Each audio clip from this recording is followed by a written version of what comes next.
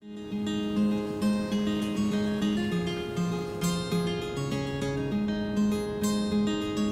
discovered good salt when I was living in Denmark, kind of just developed a fascination with it. When I moved back to the Pacific Northwest, the region had evolved from a culinary standpoint and people were buying, fish and produce from farmers markets, but the one thing that people would still buy from elsewhere was good salt. That was strange to me.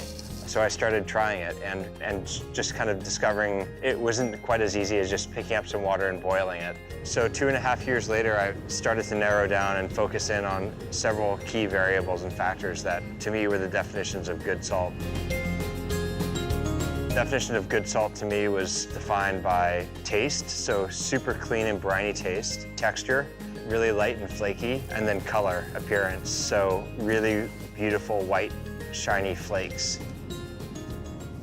There are a couple of reasons that make Necharts Bay special, and I think number one is that we have very few freshwater inputs, which obviously leads to slightly higher salinity, but most importantly, that leads to very little fresh water runoff bringing with it fertilizer and pesticides.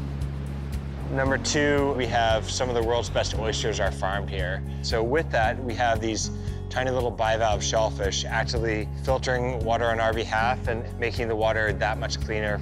Because of the pristine nature of the bay, and because we're the first to harvest salts in the Northwest since Lewis and Clark, quality is what we built our company on, and it's what we built our brand on, and what we built our salt on. We inspect every single flake of salt by hand and with human eyes before it goes out of our facility. No mechanized process can do that. I believe that quality is frankly the only reason we are here. I think we make some of the best salt in the world, and we've been incredibly fortunate to have the support of cooks and chefs all around the country, and we're incredibly grateful for that support.